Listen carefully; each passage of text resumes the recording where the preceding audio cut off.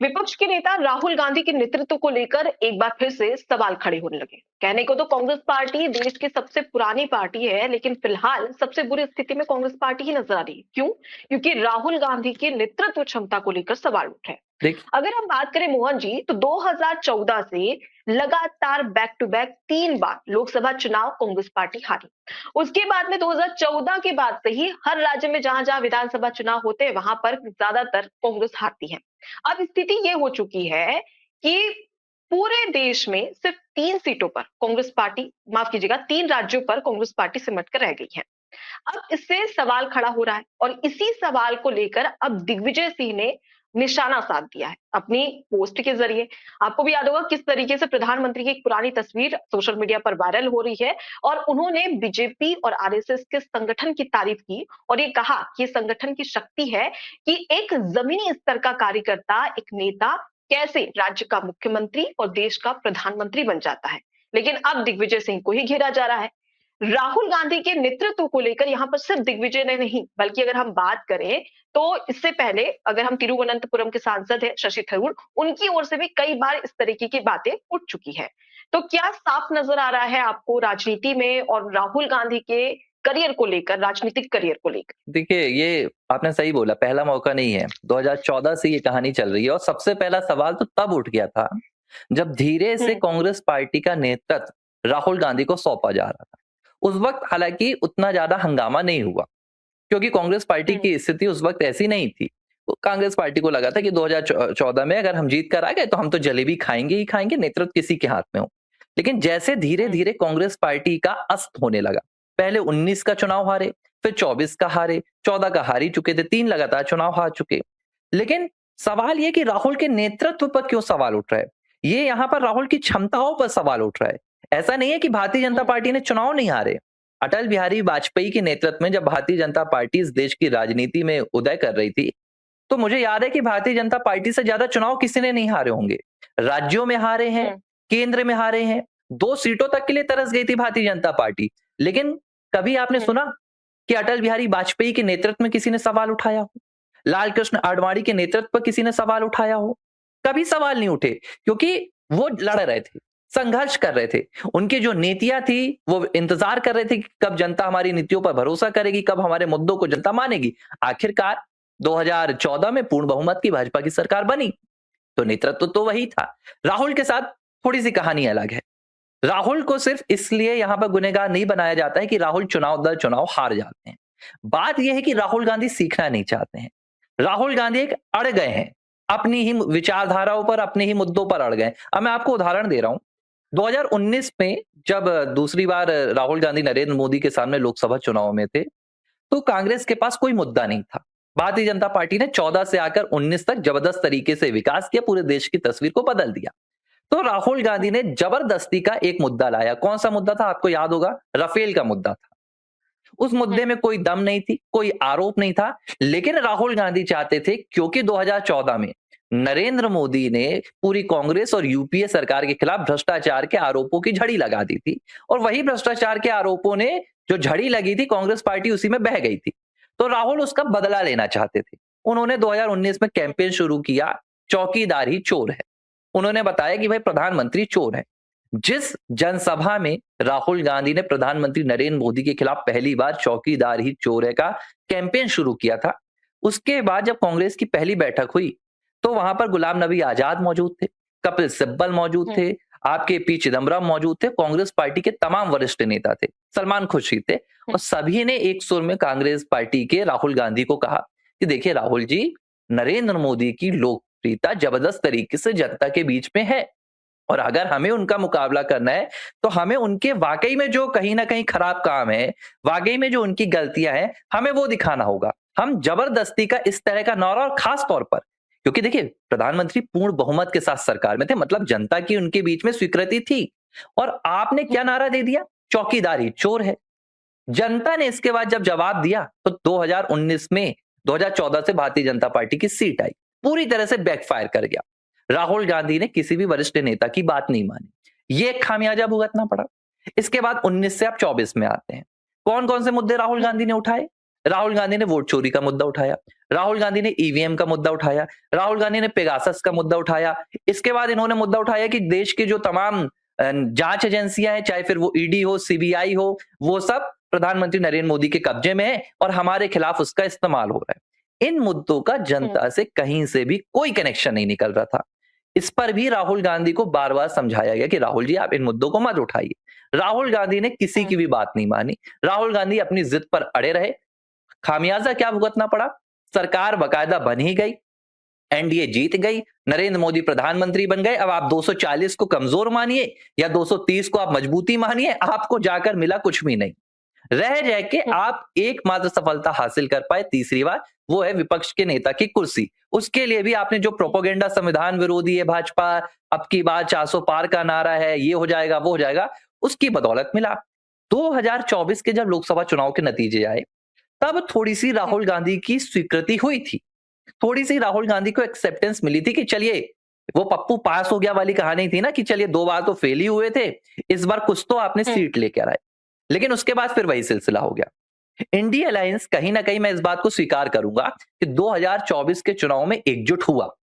अखिलेश यादव साथ आए, इसके बाद आपके जो दूसरे नेता थे दिल्ली में देख लीजिए आम आदमी पार्टी साथ आ गई थी। हालांकि बंगाल में बात नहीं बनी, लेकिन एक दूसरे के खिलाफ तो उतना ज्यादा इन्होंने एग्रेसिव प्रचार नहीं किया था, नहीं थे। एक साथ आ गए और इनको कहीं ना कहीं फायदा हुआ। लेकिन तय क्या हुआ था कि इंडिया अलायंस लगातार बैठकें करेगी, नरेंद्र मोदी सरकार को कैसे घेरना है इन मुद्दों पर चर्चा होगी। लेकिन चुनाव जीत के बाद राहुल गांधी का विदेशी पूरा दौरा फिर से शुरू हो गया। संसद के मौजूदा सत्र में राहुल गांधी कहां रहते हैं? विदेश में रहते हैं। बिहार चुनाव आता है, राहुल गांधी विदेश में रहते हैं। हरियाणा चुनाव आता है, राहुल गांधी विदेश में रहते हैं। और जब चुनावी रैलियों में जाते हैं तो उन मुद्दों को नहीं उठाते हैं जिन मुद्दों को जनता सुनना चाहती है, उन मुद्दों पर जोर नहीं देते जिनसे चुनावी तस्वीर बदल जाती है, बल्कि अपनी व्यक्तिगत खींच निकालते हैं। तो ऐसे में राहुल गांधी अपने मैं नेतृत्व आपको क्षमता बता को रहा किस हूं, तरीके से मजबूत कर सकते मैं हैं? आपको बता रहा हूं। और मुझे एक और चीज याद है, यहाँ पे एक और चीज मैं ऐड करना चाहूंगी कि यहाँ पर जैसे आपने राहुल गांधी की नेतृत्व क्षमता को लेकर बात की और भारत जोड़ो यात्रा, अगर वो बात करें तो 2014 से लेकर 2025 के बीच में सिर्फ एक ही चीज है जिसका जिक्र होता था राहुल गांधी के लिए, वो थी भारत जोड़ो यात्रा। और इसका कमाल भी हुआ कि 99 सीट पर राहुल गांधी आए और एक तरीके से तो कांग्रेस ने अपनी जीत ही बताई, लेकिन वो बात अलग है। अब यहाँ पर बात करते हैं नेतृत्व क्षमता की। अब मुझे याद है कि 2020 की शुरुआत के समय सोनिया गांधी को, जो कांग्रेस पार्टी के जो दिग्गज नेता थे, 23 दिग्गज नेता थे जिन्हें ग्रुप G23 बन गया 23 कहा था। गया था। हाँ, G23, ग्रुप 23। अब इन्होंने पत्र लिखा था किस लिए? सोनिया गांधी को, कि ताकि कांग्रेस पार्टी में जो बिखराव नजर आ रहा है उसको जुड़ाव किया जा सके, यानी कि एक सामूहिकता, और उसके साथ ही एक ऐसी लीडरशिप की जरूरत थी जिसमें सबको, जो तमाम जो कांग्रेस नेता है जो अलग अलग गुट में बटे हैं, वो सब साथ में आए। और ओपन हार्ट सर्जरी की बात भी कही गई। लेकिन हुआ क्या? ग्रुप 23 में से कई ऐसे दिग्गज नेता थे जिन्हें उन्हें खुद पार्टी कांग्रेस से बाहर पार्टी का में निकाल शामिल दिया कर क्या? दिया, या फिर कुछ ऐसे नेता थे जो कि पार्टी से खुद ही बाहर हो गए, यानी कि इस्तीफा दे दिया। अब समझ में आता है कि जो कांग्रेस के दिग्गज नेता खुद बोल रहे हैं कि लीडरशिप एक ऐसा चाहिए, ऐसे लीडरशिप की जरूरत है जो कि साथ में लेकर चले, लेकिन उसके खिलाफ भी कांग्रेस पार्टी उतर जाती है और उसके लिए कोई काम नहीं करती बल्कि उन्हीं पर कार्रवाई कर देती है। तो क्या ये सबसे बड़ी कांग्रेस पार्टी की कमजोरी नजर आ रही है? देखिए, जो आपने G23 की बात की उसका सिर्फ एक उद्देश्य था कि कांग्रेस पार्टी की जो लीडरशिप है वो एक परिवार के कब्जे से खींचकर कांग्रेस पार्टी के संगठन को दी जाए, यानी कि गांधी परिवार से छीनकर किसी दूसरे नेता को दी जाए। इसी का बाद में परिणाम निकला कि कांग्रेस पार्टी ने कहा कि अब जो चुनाव होगा उसमें गांधी परिवार का कोई भी अध्यक्ष पद के लिए उम्मीदवार खड़ा नहीं होगा। लेकिन हुआ क्या? आपने कठपुतली की तरह मल्लिकार्जुन खड़गे को अध्यक्ष तो बना दिया, लेकिन आज मल्लिकार्जुन खड़गे खुद चिल्ला चिल्ला कर बोलते कि मुझे सोनिया ने बनाया, मेरी नेता सोनिया गांधी है, हाईकमान कोई और है, हाईकमान तो गांधी परिवार है, तो इसका कोई परिणाम निकला नहीं। तो कांग्रेस पार्टी जहां की तहां रह गई। सवाल ये नहीं है कि राहुल गांधी चुनाव हारते हैं, सवाल आज इसलिए उठ रहा है क्योंकि राहुल गांधी सीखना नहीं चाह रहे। राहुल गांधी देश की नब्ज को समझ नहीं पा रहे, उनके अंदर राजनीतिक समझ ही नहीं है भारत की। ये किसी विदेशी एजेंडे पर चलते हैं, विदेशी एजेंडे पर काम करते हैं। ग्राउंड पर क्या हो रहा है ऐसा नहीं है। आप देखिए, कर्नाटक में सिद्धारमैया और डीके शिव कुमार का नेतृत्व था, उन्होंने चुनाव जीता, उनकी दम पर चुनाव जीत कर आ गए।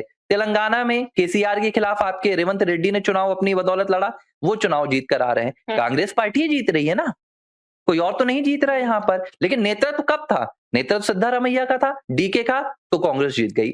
नेतृत्व आपका तेलंगाना में रेवंत रेड्डी का था, कांग्रेस जीत गई। लेकिन जहां पर नेतृत्व राहुल गांधी का रहता है, वहां पर इन्हें हार मिलती है। इसीलिए ये सवाल उठाया जा रहा है, क्योंकि राहुल गांधी के भीतर राजनीतिक समझ नहीं है।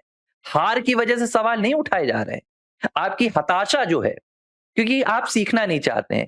कोई भी नेता 2004 से अब 2025 चल रहा है, 20 साल आपके लिए पर्याप्त रहते हैं। आप अपनी आधी राजनीति करने के बाद बोलते हैं मैं भारत को समझने निकला हूं। ये समझने की उम्र थोड़ी होती है भारत जोड़ो यात्रा। और आपने अगर भारत जोड़ो यात्रा कर ली तो इसका मतलब ये थोड़ी ना कि आपने कोई सफलता हासिल कर ली। भारत जोड़ो यात्रा का कोई फर्क नहीं पड़ा था। यूपी से भारत जोड़ो यात्रा निकली थी। सफलता के तौर पर ही देखती है ना। हाँ, अगर उनका सुनिए तो सफलता क्यों निकल रही है? का नारा लगाया, आप मेरी बात सुनिए। पार्टी 240 सीटों पर आ जाती है। फिर उसके बाद में राहुल गांधी ने भारत जोड़ो यात्रा की तो 99 सीटें आती है। तो एक तरीके से हम ये कहा जा सकता है कि ठीक है, कांग्रेस पार्टी से अपनी जीत बताती है, लेकिन वो सबको पता है कि कौन हारा कौन जीता। लेकिन आप सीटों में बढ़ोतरी करते हैं और सामने वाली पार्टी जो 400 पार का नारा लगा रही है, उसे 240 सीटें आती है। तो एक तरीके से भारत जोड़ो यात्रा को यहाँ पर सफलता मिली थी। ये आम जनता ने भी माना था कि ठीक है, राहुल गांधी अब कुछ अच्छा करेंगे, अब कुछ अच्छा करेंगे। लेकिन भारत जोड़ो यात्रा के बाद में हमें अब कुछ नजर नहीं आ रहा है। तब जरूरत है कि कांग्रेस पार्टी आगे देखिए, भारत जोड़ो, मैं एक बात बता रहा हूँ आपको। बात होगी कि आने वाले समय में कई राज्य ऐसे हैं जहां पर विधानसभा चुनाव में, चाहे पश्चिम बंगाल की बात करें, उत्तर प्रदेश, भारत जोड़ो यात्रा के बाद कांग्रेस पार्टी क्या मैं आपको बता रहा हूँ, भारत जोड़ो यात्रा के बाद जितनी तमाम राज्यों से निकली थी, पंजाब में कांग्रेस की सरकार चली गई थी 2022 में, उसके बाद आपकी राजस्थान में सरकार चली गई, छत्तीसगढ़ में सरकार चली गई। तो यही चीज तो मैं बोल रही हूँ कि लोकसभा चुनाव के बाद में back to back Congress party को हार का सामना करना पड़ा और लोग ये सोच रहे थे, खुद कांग्रेस के कार्यकर्ता ये सोच रहे थे कि अब राहुल गांधी कुछ बड़ा लेकर आएंगे। मतलब भारत जोड़ो यात्रा के बाद में एक्सपेक्टेशन ज्यादा बढ़ गई थी, लेकिन फिर वो नजर नहीं आई। आपको मैं बताऊं, भारत जोड़ो यात्रा कांग्रेस पार्टी राहुल की सफलता के तौर पर क्यों देखती है? क्योंकि 20 साल की राजनीति में पहली बार तो राहुल गांधी ने भारत के इतने राज्यों में कदम रखे। 20 साल के बाद पहली बार तो राहुल गांधी अपने हाई प्रोफाइल लाइफलाइन से निकलकर जमीन पर चले, और 20 साल बाद ऐसा पहला मौका आया था जब 150 दिन तक राहुल गांधी देश की सरजमी पर रहे। तो कांग्रेस पार्टी के लिए तो ये सफलता ही है। कहा जा सकता है कि चलो राहुल गांधी प्रयास तो कर रहे हैं, बिल्कुल प्रयास काम आए नहीं आए अब ये राहुल गांधी के ऊपर डिपेंड करता है। वो कहते हैं ना कि करत करत अभ्यास से जड़ी मत होई सुजान, रस्सी आवत जात सिल पर करत निशान।